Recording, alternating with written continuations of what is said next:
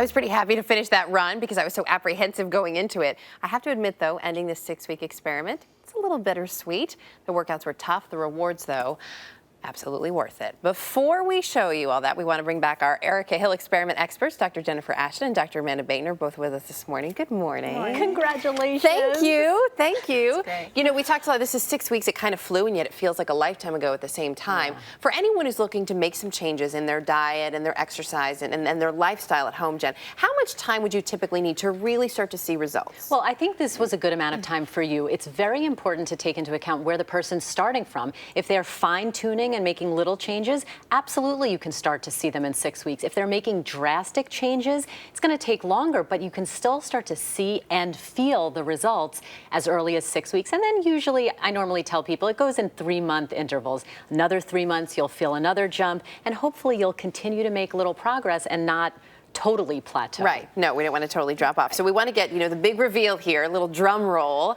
We're going to first start off with the fitness results because we did all these fitness tests at Chelsea Piers. So the first one we tested sit-ups. I had to do sit-ups for a minute. First time around, I got 30 in. 6 weeks later, brought it up to 42. Fantastic. Push-ups, I started out, I maxed out at 13. 6 weeks later, I more than doubled it to 30, and I have no upper body strength. So this one I felt really good about.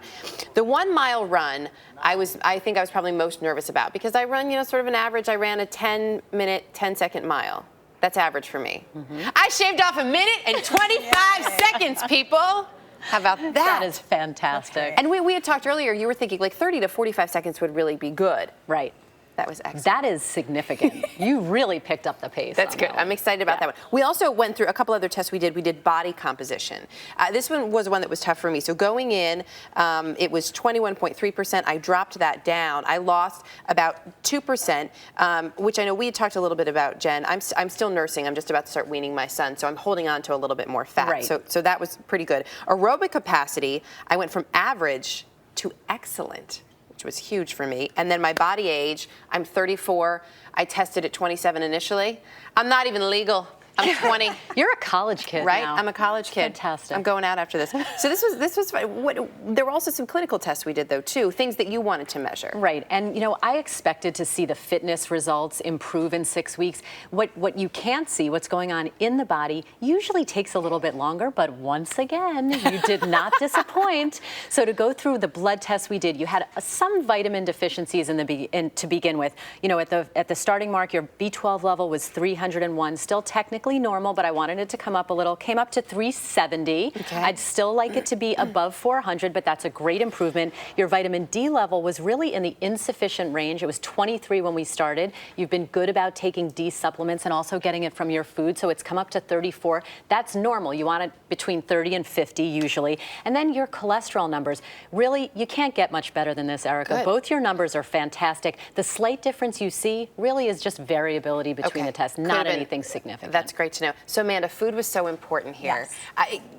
And the changes that I made not only sustained me, but helped me feel so much better, like you talked about, inside. Right, right. What were the most important changes you think that were made?